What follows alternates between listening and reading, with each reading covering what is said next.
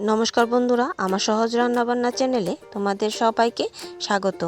আজকে আবারও নিয়ে এসেছি একটি নতুন রান্না, যেটা হচ্ছে নুনালিশ দিয়ে শীতলের চাটনি বা নুনালিশ দিয়ে ভাজা ভর্তা।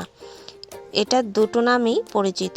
তো চলো দেখে নিই কী কী লাগছে। আমার লাগছে এখানে পেঁয়াজ কুচি এবং রসুন কুচি, আর নিয়ে নিয়েছি নুনালিশ কেটে ধুয়ে নিয়েছি টুকরো করে, এবং আর লাগছে পুঁটি মাছের শীতল।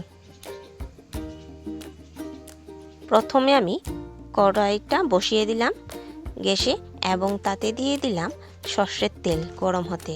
তেলটা গরম হয়ে গেলে আমি নুন হলুদ দিয়ে নুনালিশের টুকরোগুলোকে ভেজে নেব লাল লাল করে। তোমরা যারা আমার চ্যানেলটা দেখছো ফেসবুক পেজ থেকে, তারা কিন্তু অবশ্যই আমার চ্যানেলটাকে একটা ফলো করে দেবে এবং পাশে থাকা বেল আইকনটা ক্লিক করে দেবে। আর যারা ইউটিউব থেকে দেখছো, তারা কিন্তু অবশ্যই একটা চ্যানেলটায় সাবস্ক্রাইব করে দেবে এবং সবার সাথে শেয়ার করে দেবে।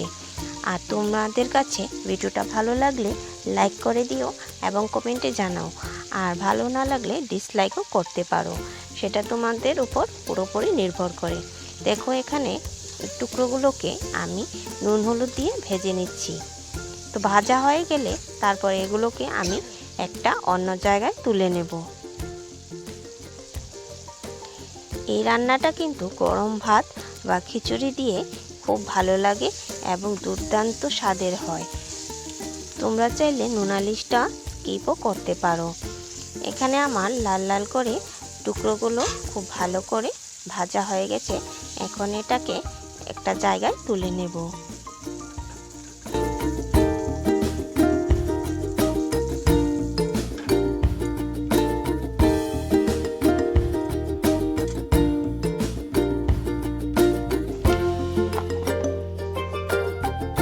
কড়াইয়ে আরেকটু পরিমাণ তেল দিয়ে দিলাম, দিয়ে এতে আমি পেঁয়াজ কুচি এবং রসুন কুচিগুলি একসাথে দিয়ে দিলাম।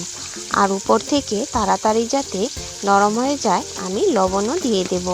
এটাকে কিন্তু আমি লাল লাল করে একদম ভেজে নেব না, এটাকে হালকা একটু নরম হয়ে আসা অবধি এটাকে ভেজে নেব।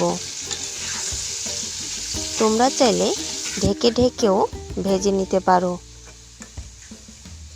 হালকা একটু নরম হয়ে এলে তাতে আমি বাকি উপকরণগুলো দিয়ে দেব। আরেকটা কথা মনে রাখবে যে এটাতে যদি নুনালিশ ব্যবহার করো, তাতে কিন্তু লবণটা পরিমাণ একটু বুঝে দেবে, কারণ নুনালিশটা খেতে কিন্তু একটু লবণ লবণ বেশি লাগে, তাই এটাতে একটু লবণের পরিমাণটা বুঝে বুঝে দিতে হয়। দেখো এখানে খুব ভালো করে পেঁয়াজগুলিকে কিন্তু নাড়িয়ে নাড়িয়ে ভেজে নিচ্ছি। আরেকটা জিনিস খেয়াল রেখো, যাতে পেঁয়াজ ভাজাগুলি নিচ দিয়ে না কড়াইয়ে লেগে যায়, তাতে কিন্তু খেতে একটু তেতো তেতো ভাব লাগবে। তো এখানে খুব ভালো করে একটু নরম হয়ে যাওয়ার জন্য আমি ঢেকেও দিলাম। কিছুক্ষণ পর আমি ঢাকাটা তুলে দেখে নেব পেঁয়াজগুলি কতটুকু নরম হয়ে গেছে। খুব ভালোভাবে কিন্তু পেঁয়াজগুলি একটু নরম হয়ে গেছে।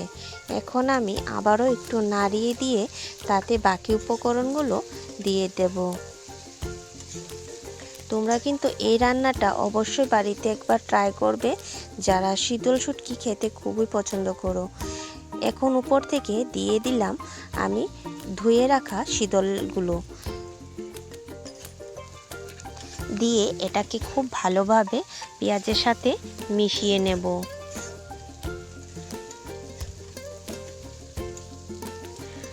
আমি কিছুটা পরিমাণ রসুন কুচিও দিয়েছি এবং কিছু কোয়া আমি আস্তে আস্তেভাবে দিয়েছি। আমার খেতে এরকম করে ভালোই লাগে। আর তোমরা চাইলে একদম সম্পূর্ণ রসুনগুলো কুচিয়েও দিতে পারো। এখন উপর থেকে আমি দিয়ে দিব পরিমাণ মতো হলুদের গুঁড়ো। এটাতে কিন্তু কোনো রকম জিরে ধনে গুঁড়ো লাগে না। আবারও অল্প পরিমাণ মতো লবণ আমি দিয়ে দিলাম। আমি কিন্তু আর এই রান্নাটায় লবণ ব্যবহার করব না, যা দেওয়ার এখন পর্যন্তই আমি দিয়ে দিলাম। তোমাদের সঙ্গে ভিডিও শেয়ার করতে আমার ভালো লাগে বলে আমি ভিডিওগুলো কিন্তু তোমাদের কাছে শেয়ার করি এবং একা হাতে যতটুকু পারি ততটুকু ভিডিও করে তোমাদের সামনে প্রেজেন্ট করি। তো তোমরা কিন্তু অবশ্যই আমাকে উৎসাহ দিতে লাইক এবং কমেন্ট অবশ্যই করবে। যে যতটুকু ঝাল পছন্দ করো সেই অনুযায়ী গুঁড়া লঙ্কাগুলোকে জল দিয়ে একটু গুলিয়ে নেবে এবং তাতে অ্যাড করে দেবে। তোমরা চাইলে এটাকে স্কিপও করতে পারো, তাতে দেবে ঝালের জন্য কাঁচা লঙ্কা বেটেও দিতে পারো, আবার মাঝখান দিয়ে কাঁচা লঙ্কাগুলোকে চেরেও দিতে পারো, যে যার পছন্দ মতো ঝাল ব্যবহার করতে পারো। তো আমি লঙ্কা গুঁড়োটা দিলাম এই ভেবেই যাতে দেখতে এটা লাল লাল হয় এবং খেতেও একটু আকর্ষণীয় লাগে। তো দেখো এটাকে আমি গুলিয়ে রাখা গুঁড়ো লঙ্কা দিয়ে আবার একটু ভালো করে মিশিয়ে দিলাম, আর লেগে থাকা বাটিটাতে আবার একটু পরিমাণ জল দিয়ে গুলিয়ে তাতে দিয়ে দিলাম। এতে কিন্তু আর কোনো রকমের জল ব্যবহার করব না, এটা এইভাবেই হয়ে আসবে।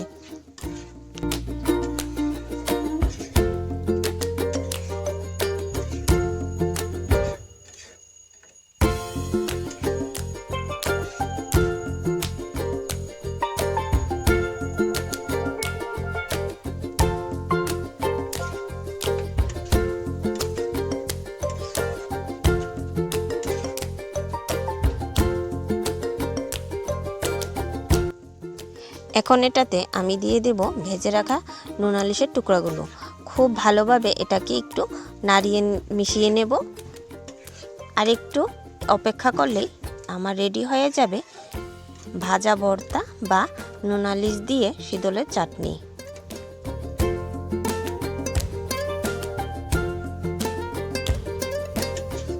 দেখো দেখতে কিন্তু খুবই লোভনীয় লাগছে এবং খুব সুন্দর লাগছে কালারটা। তোমরা কিন্তু অবশ্যই আমার এই রান্নাটা বাড়িতে ট্রাই করবে এবং আমাকে জানাতে ভুলবে না যে তোমাদের কাছে খেতে কেমন লেগেছে। সবাইকে ধন্যবাদ, ভিডিওটা সবার সাথে শেয়ার করে দিও।